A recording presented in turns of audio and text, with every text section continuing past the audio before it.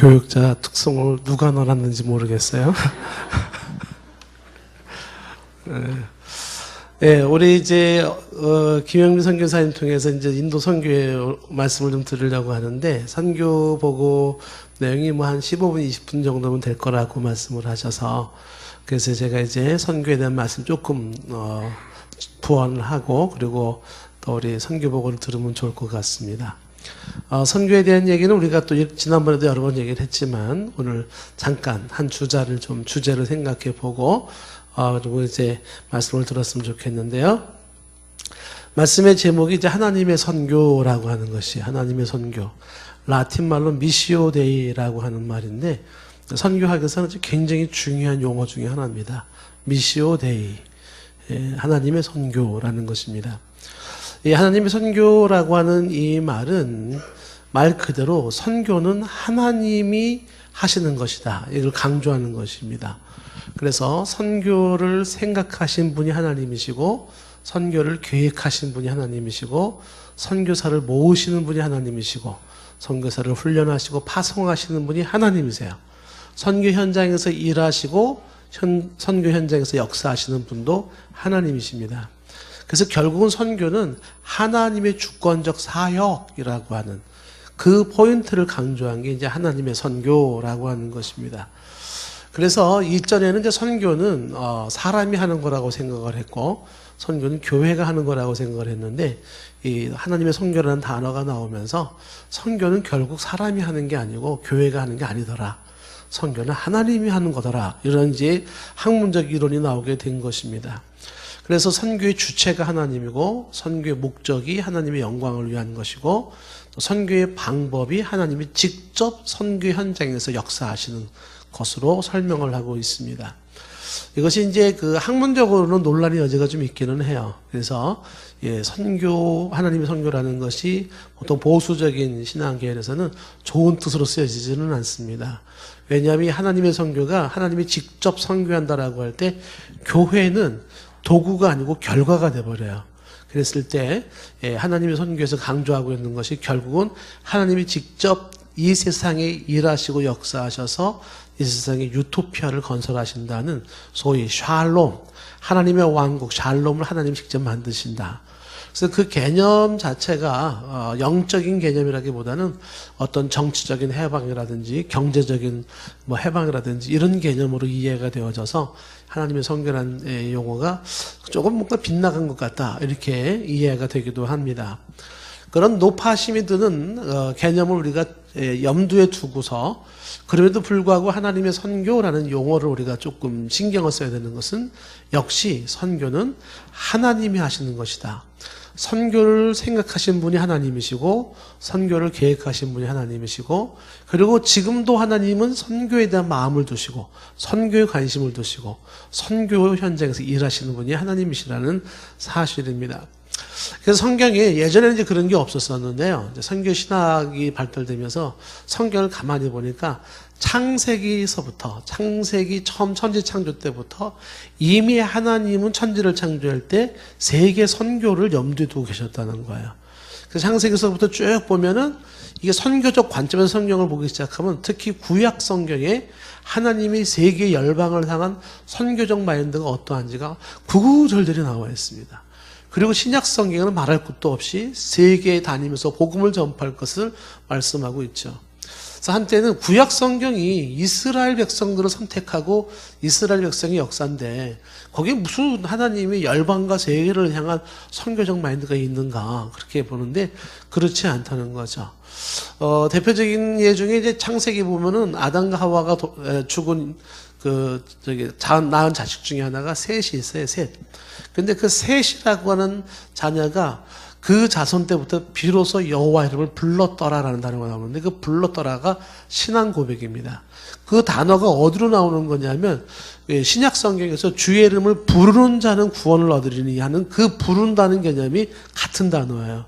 이미 창세기서부터 아담 이후로부터 하나님은 여호와 이름을 부르는 자들에게 구원을 줄 것을 이미 이 아담 이후부터 가지고 있었어요. 그리고 노아 홍수 때도 보면 하나님이 노아 홍수 때 벌을 주지 않습니까? 벌을 줄 때 전 세계의 벌을 다 주시는 거예요. 그러니까 하나님의 심판은 한 곳에만 임하는 것이 아니라 하나님을 거역한 전 세계의 심판. 그래서 하나님은 세계 속의 하나님이시고 열방 속의 하나님이라는 것을 강조하는 것입니다. 가장 대표적으로 하나님의 선교 마인드가 확 드러난 게 어디서 드러나냐 하면 아브라함을 부르실 텐데 창세기 17장 4절 말씀에 가면 하나님이 아브라함을 부를 때 이렇게 불러요. 창세기 17장 4절에 가면 보라 내 언약이 너와 함께 있으니 너는 여러 민족의 아버지가 될지라. 여러 민족이라는 게 열방이라는 뜻이에요. 열방. 여러 나라를 말하는 거거든요. 좀 더 말한다 그러면 여러 민족이 여러 부족을 말하는 겁니다. 에스노스라고 해가지고서 우리가 선교학에서 말하는 종족이라고 얘기를 하는데 그 종족에 해당되는 겁니다. 이 인도 같은 경우에는 종족이 어마어마하게 많죠. 여러 종족의 아버지가 되게 한다. 그래서 아브라함을 부를 때부터 하나님은 뭘 생각하고 있었냐면 이 세상의 여러 종족들, 열방들, 여러 나라들을 생각하고 있었습니다. 그래서 아브라함 한 사람에게 국한된 하나님이 아니라 이 아브라함을 통해서 세계 속에 여러 종족들, 열방들이 하나님을 알기를 원하는 기대를 하나님이 가지고 계셨다는 것입니다. 계속해서 이제 아브라함을 부를 때 여러 민족의 아버지가 되겠다라는 말이 이어지는 이제 17장 5절 말씀에도 이제 이후로는 내 이름을 아브라함이라 하지 아니하고 아브라함이라 하지 아니하고 아브라함이라 하리니 이는 내가 너를 여러 민족의 아버지가 되게 하려 합니다. 여러 민족의 아버지가 된다. 이어지는 6절 말씀에도 강조한 것은 내가 너로 심히 번성케 하리니 내가 너에게서 민족들이 나게 하며 왕들이 내게로부터 나오리라. 그러니까 아브라함을 통한 민족들이 주께로 돌아온다는 거죠. 그러니까 하나님의 구원은 우주적 구원이고 보편적 구원이에요. 그래서 어느 한 특정한 지역에 묶이거나 어느 한 특정 시대에 묶이는 구원이 아니라 시간 속에서 영역적으로는 전 세계 영역 속에서 하나님께서는 민족들이 주께로 나오게 하시겠다.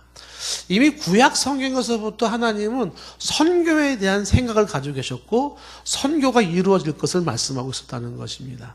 그래서 선교의 하나님이라는 용어가 나오기 시작하는 겁니다. 특히 구약 성경에서는 이방 사람들에 대한 구원의 문제가 나와요. 하나님은 이방 사람들을 특별하게 생각을 합니다. 이게 유대인들이 가지고 있는 착각이거든요. 유대인들은 하나님은 이방인의 하나님이 아니라고 생각을 했어요. 자기들만의 하나님으로 생각을 한 거죠. 예를 들면 요나에게 하나님께서 니느웨로 가서 복음을 전하라고 할 때 요나가 니느웨로 가지 않냐고 다시스라는 스페인 쪽인데 그리 가려고 했죠. 왜 요나가 니느웨로 가지 않았냐 하면 요나라고 하는 이 유대인이 가지고 있는 생각 중에 하나가 어떤 생각이냐면 하나님은 유대인의 하나님이에요. 이방인의 하나님이 아닙니다. 다시 말하면 이 요나의 머릿속에는 이방인들을 구원하길 원하는 하나님의 선교적 마인드가 요나에게는 없었던 겁니다. 그게 깨지는 것이 요나서예요. 그러니까 하나님은 바로 이 이방 사람들, 여러 나라 사람들, 타민족 사람들을 하나님이 구원하시는 거구나 라고 하는 것이 요나가 발견한 겁니다. 그만큼 지금도 유대인들은 이방인들을 무시하고 있지 않습니까? 그런데 구약 성경에서부터 하나님은 유대인들만 하나님이 아니었다는 것입니다. 대표적으로 이제 이방인들을 구원할 때 마태복음 5장에 가면은 예수님의 족보가 나오는데 그 족보에 이제 4명의 여인이 나와요. 다 남자들 이름만 나오는데 4명의 이름이 나오는데 4명의 여인의 공통적인 점이 결혼 생활이 좋지가 않았어요, 다들. 그런데 그 4명의 여인 중에 특히 주목해 볼 만한 여인이 누구냐면 마태복음 1장 5절에 보시면은요, 이 예수님의 족보 속에 1장 5절에 누가 나오냐면 기생 라합이 나옵니다. 기생 라합은 이방 여인입니다. 이 사람도 뭐 결혼 생활이 좋지는 않은 사람이에요. 기생이었었으니까. 그런데 이 기생 라합이 예수님의 족보에 들어와 있고요.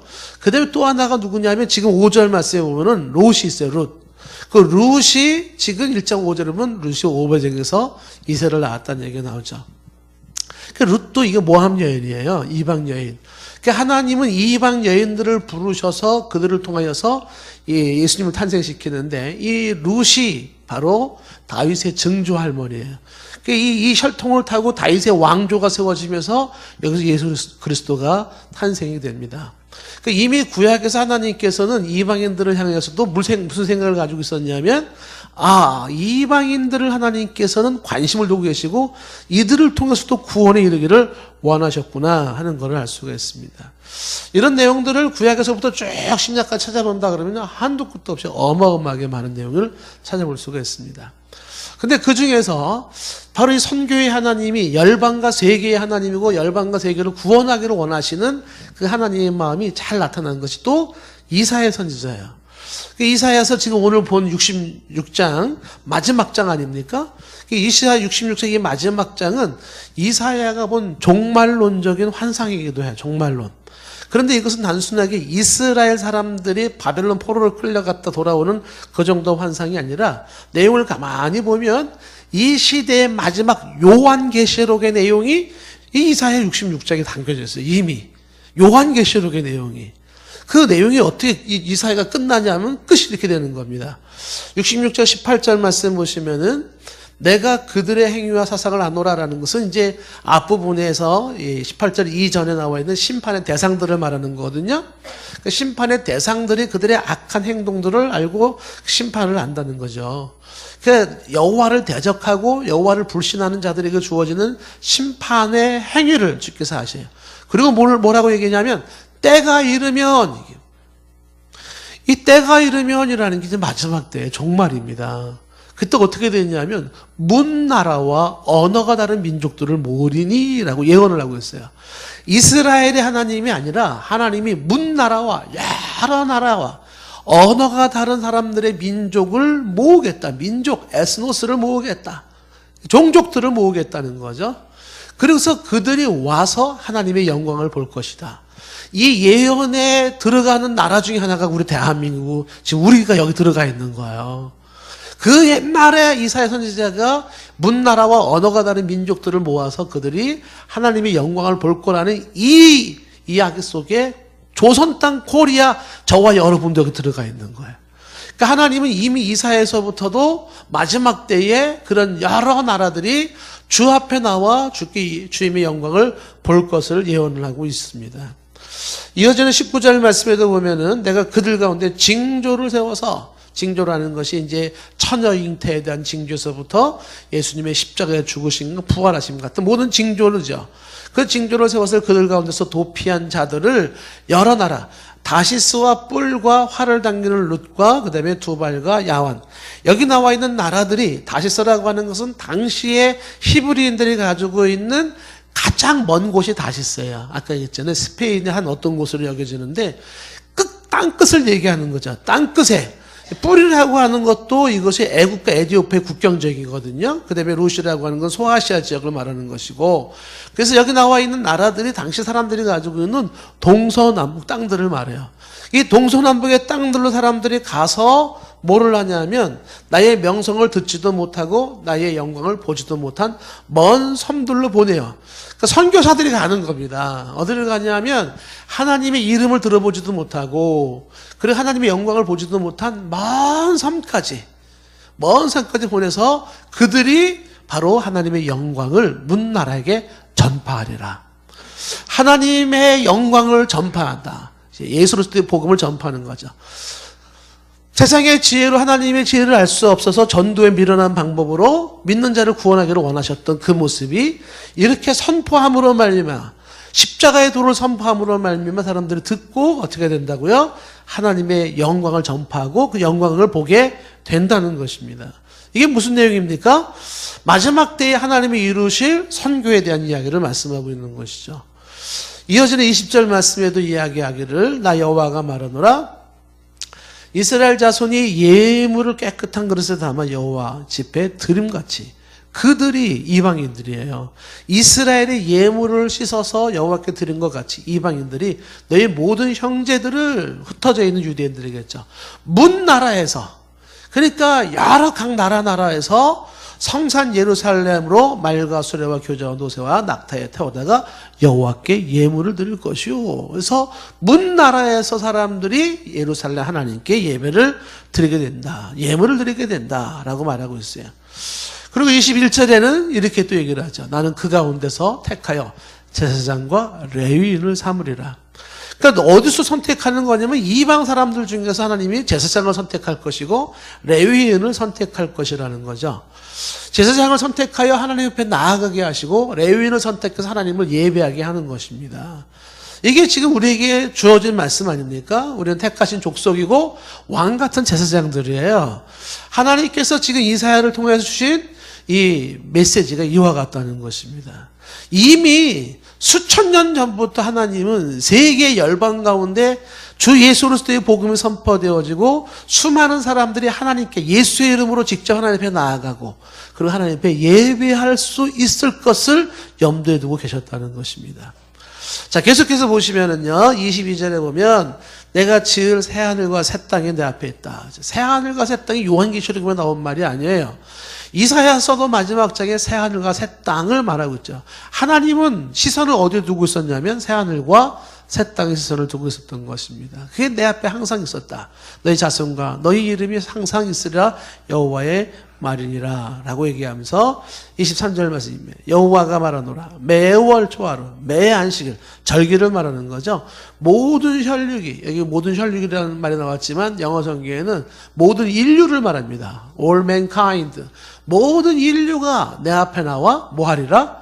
예배하리라. 온 인류가 나와서 예배를 해요.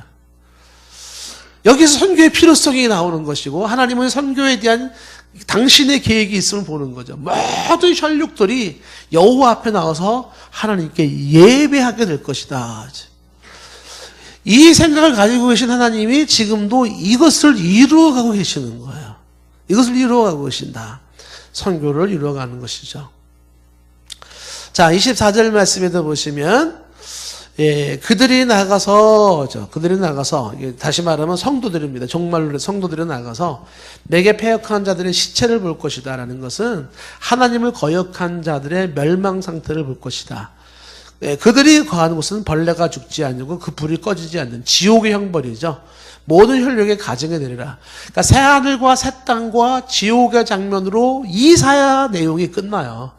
단순한 이스라엘 역사를 이야기하는 게 아니라 이것이 메시아 이후에 주어지는 심판과 영광을 말씀하고 있다는 것입니다. 그러니까 우리가 구약 성경에서 특별히 보고 신약 성경은 더 강렬하게 많이 얘기하고 있어요. 선교에 대해서는. 뭘 강조하고 있는 거냐면 선교의 보편성이고 구원의 보편성이에요. 하나님은 지금도 열방 가운데서 구석구석 족속들 가운데서 주 예수 그리스도의 복음이 선포되어지기를 원하고 그들이 예수 그리스도의 복음을 듣기를 원하고 그들이 구원에 이르기를 원하고 있습니다. 그들이 여호와의 명성을 알고 여호와의 그 영광을 보면서 하나님 앞에 예배하기를 원하고 있다는 사실입니다. 이걸 좀 어려운 얘기로 이제 구약을 구심적 선교라 그래요.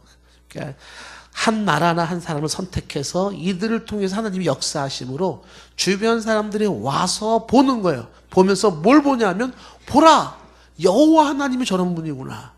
하나님이 이렇게 위대하구나. 마치 솔로몬의 영광을 보면서 스바 여왕이 와서 칭찬하지 않습니까? 당신의 하나님을 찬양할지로다 라고 말하잖아요. 그와 같이 구약은 선택된 백성을 중심으로 하나님이 그들과 함께 일하심으로써 열방 사람들이 보면서 와, 하나님이 계시네, 창조주가 계시네, 이렇게 고백을 하는 것이죠. 이게 구심적 선교라는 것이에요. 와서 봐라 하는 의미죠. 신약은 원심적 선교입니다. 신약에서는 주님께서는 이제 누군가 한 사람을 선택해가지고 사람들이 와서 보면서 하나님을 알고 믿게 하는 방법이 아니라 신약은 가서 전하는 거예요. 원심적으로 나가는 겁니다. 그래서 신약에서는 주께서 말씀하시기를 이제 너희들이 가라. 신약 성경에 보면은 선교나 전도를 얘기할 때 항상 나오는 동사가 가라라는 단어가 나오잖아. 가서, 너희가 가서 전하라. 가서 말씀을 증거하라. 이렇게 말씀하고 있는 것입니다. 그래서 결국은 구약에는 이스라엘을 중심으로 열방이 바라보면서 구원을 얻게 하셨다면 신약은 이제 선교사를 통해서 전도자들을 통하여 가서 복음을 전하게 하시고 그러므로 사람들이 하나님을 알고 그리스도의 복음을 알고 그리고 하나님께 영광을 돌리고 예배를 돌리게 하셨다는 것입니다. 자, 그렇다면 이런 선교의 역사가 창세기서부터 쭉 이어져 나가는데 마지막 때에 요한계시록의 내용이 어떻습니까? 요한계시록도 보면은요 이렇게 되어 있어요. 요한계시록 7장 3절 7장 9절부터 보시면은 천상의 마지막 장면이잖아요. 천상의 마지막 장면에 요한계시록 7장 9절 말씀에 이렇게 말했어요. 일 후에 내가 보니 각 나라와 족속과 백성과 방언에서 아무도 능히 셀 수 없는 큰 무리가 나와 흰옷을 입고 어린 양의 보혈로 정결함을 입은 자들이죠. 흰옷을 입고 손에 종려가지, 승리를 상징하는 종려가지를 들고 보좌 앞과 어린 양 앞에 서는 거죠. 누가 썼어요? 각 나라와 족속과 백성과 방언에서 수많은 방언, 인도에가 방언이 엄청 많지 않습니까? 뭐 한 집 건너 언어가 안 통할 만큼 언어가 많은데 그런 데에 있는 모든 사람들이 수도 없는 사람들이 들어와서 어떻게 해요? 하나님 앞에 흰옷을 입고 종려가지를 흔들고 어린 양 앞에 서요. 그리고 이들이 뭐라고 외치냐면 찬송하냐면 10절 말씀에 큰 소리로 외쳐 이르되 구원하심이 보좌에 앉으신 우리 하나님과 어린 양에게 있도다. 구원하시는 어린 양 예수, 구원하신 하나님을 찬양하는 거죠. 이게 마지막 천상의 모습일지인데 지금도 선교는 당연히 이루어져야 하는 것이고 하나님은 지금도 선교라는 방법을 통하여서 일하고 계신다는 사실입니다. 이외에도 요한계시록 내용의 여러 말씀들을 우리가 참고할 수 있겠지만 우리가 성경을 통해서 기억해야 될 것은 선교라고 하는 것은 이게 하나님의 당신의 생각이고 당신의 계획이고 당신의 뜻이고 당신이 하시는 방법이고 당신이 이것을 통하여서 이 인류의 마지막 인류 역사 스케줄을 정리하시는 일이구나 하는 것을 알 수가 있습니다. 자, 선교의 하나님, 지금도 선교에 관심을 두고 계시는 하나님입니다. 선교를 축복하시고 선교를 행하시는 하나님이에요. 아버지의 마음은 어떤 마음이냐? 선교를 행하는 마음이에요. 영혼을 구원해 온 열방 가운데서 예수 그리스도를 믿고 구원받기를 원하시는 것이 아버지의 마음입니다. 지금도 선교를 행하시는 하나님일진데 그렇다면 그 아버지의 마음을 알아 동일한 모습으로 선교에 관심을 두고 이 선교의 전 세계 열방이 주께 돌아올 것을 꿈꾸고 이 일에 마음을 모으고 이 일에 협조하는 자가 있다면 하나님이 흡족한 자요 하나님이 기뻐하는 자요 하나님의 실로 그에게 복의 복을 더하지 않냐면 안 될 자인 거죠. 왜냐하면 그것이 창세기서부터 요한계시록까지 아버지의 마음이기 때문에 그렇습니다. 그럼에도 불구하고 대부분의 70%에서 90% 교회와 성도들은 선교에 잠을 자고 있다는 거예요. 선교적 마인드가 없습니다. 교회들마다 그 다음에 성도들마다 통계적으로는 70%로 나오는데요. 넓게는 80%, 90%가요. 선교에 무관심해요. 선교에 관심이 없습니다. 그저 10%의 교회 혹은 10%의 성도들만이 선교에 관심을 두고 있는 게 오늘의 실정이라는 거예요. 아버지 하나님은 창세기서부터 요한계시록까지 선교를 행하시면서 땀을 뻘뻘 흘리시는데 눈물을 쏟으시면서 십자가의 복음이 전파되어 밀어내는 방법이지만 그래서 주께로 돌아오기를 원하면서 선교를 계획하시고 선교를 의도하시고 또 선교사를 세우시고 선교사를 파송하시며 선교 현장에서 일하시고 역사하시는데 그렇게 선교사를 통해 구원받은 사람들조차도 뭐하고 있다고요? 선교에 관심이 없어요.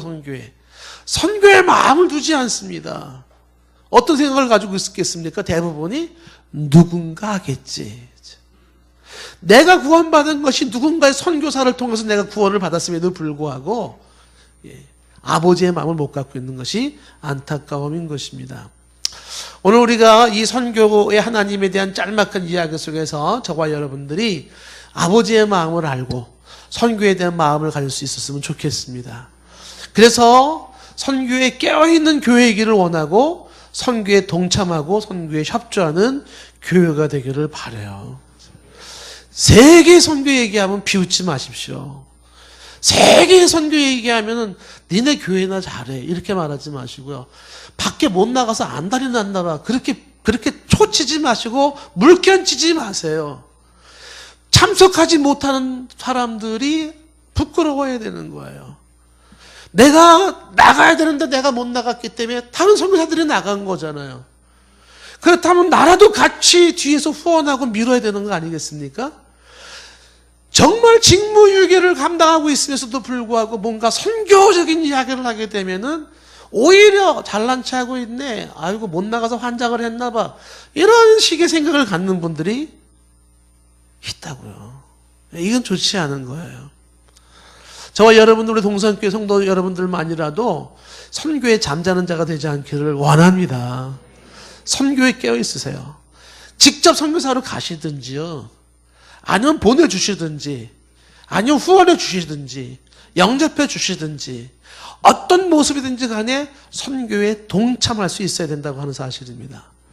제가 선교에 대해서 나름 관심을 가지고 집중해 보면서 사실 제 자신은 굉장히 가슴이 아파요. 무지 아픕니다, 제 자신은. 왜 그러냐면요. 선교사님들의 선교 현장을 보고, 그리고 또한 교회의 현실을 보고, 아버지의 마음을 보니까 이게요, 정말 보통 심각한 문제가 아니에요. 선교 현장도 보통 문제가 아니고요. 그리고 선교의 후방에서 전력을 지원하고 공급하고 밀어줘야 되는 교회들도 이거는요, 너무 심하고요. 아버지는 지금도 선교를 하기 위해서 가슴을 텅텅 치고 있는 상황을 생각하면 있잖아요. 보통 이게 정신 사나운 게 아니에요. 마음이 찢어집니다. 마음이 찢어져요. 손댈 군데가 한두 군데가 아니에요.